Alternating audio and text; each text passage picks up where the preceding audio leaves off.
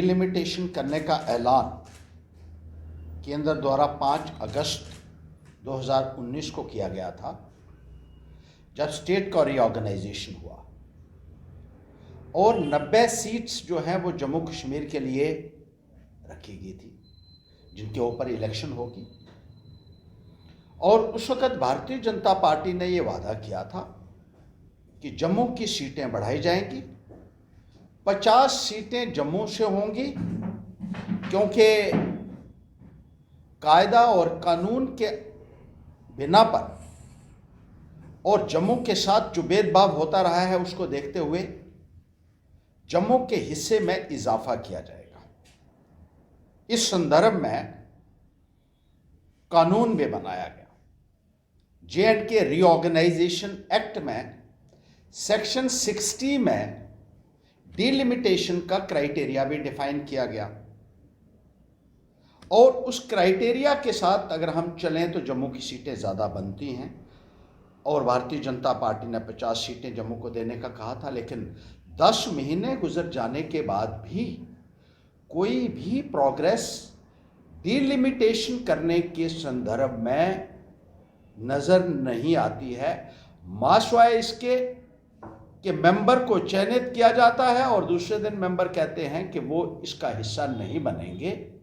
जिस तरीके से डिले और डिनाई टैक्टिक्स की जा रही है, ये जम्मू प्रांत के लोगों की उम्मीदों पर एक तुषाराघात किया जा रहा है, उनको अपने हक से महरूम किया जा रहा है।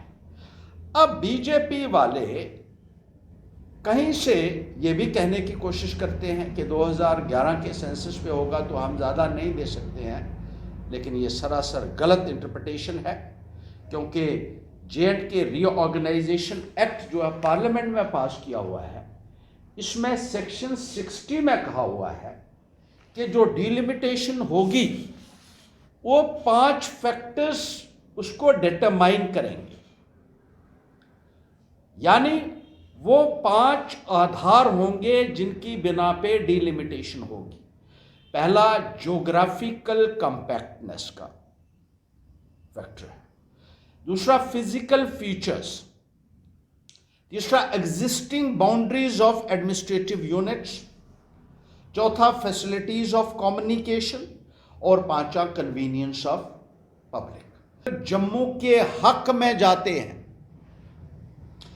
इस रीऑर्गेनाइजेशन में पॉपुलेशन कोई फैक्टर नहीं है असेंबली की सीट्स को एयरमार्क करने के लिए।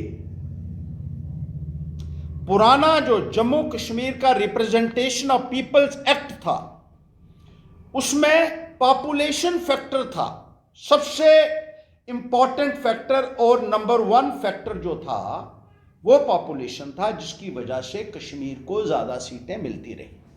लेकिन अब वो रिप्रेजेंटेशन ऑफ पीपल एक्ट जो है जम्मू कश्मीर का, वो रिपील हो चुका है, खत्म हो चुका है। अब J&K रीऑर्गेनाइजेशन एक्ट जो 2019 में पास हुआ, उसके आधार पर डिलिमिटेशन होगा और इसमें जम्मू को कम से कम 50 सीटें मिलती हैं।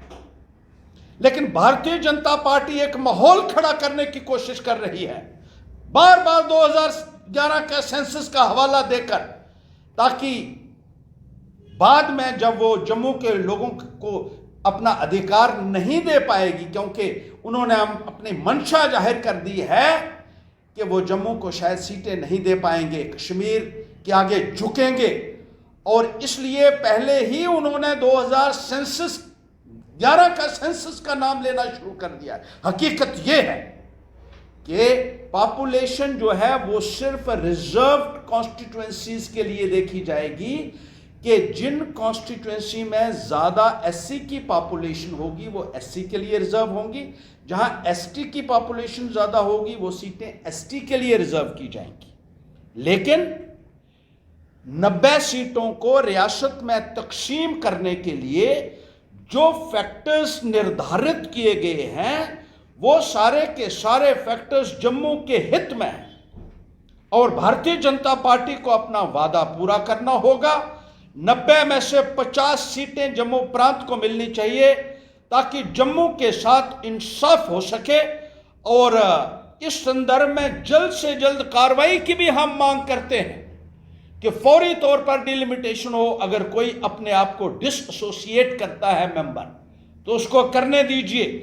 किसी पार्टी के शामिल होने या ना होने से कोई फर्क नहीं पड़ता है, लेकिन सरकार की मंशा साफ होनी चाहिए, जो हमें नजर नहीं आती है। भारतीय जनता पार्टी कहीं ना कहीं इंक्लाइंड है आज भी, और बायस्ड है जम्मू के खिलाफ। जम्मू को अपना अधिकार नहीं देना चाहती है, इसलिए इसको डिले भी किया जा रहा है और भ्रम फैलाए जा रहे हैं 2011 के सेंसस को लेकर, जिसकी पैंथर्स पार्टी कड़ी मुजफ्फर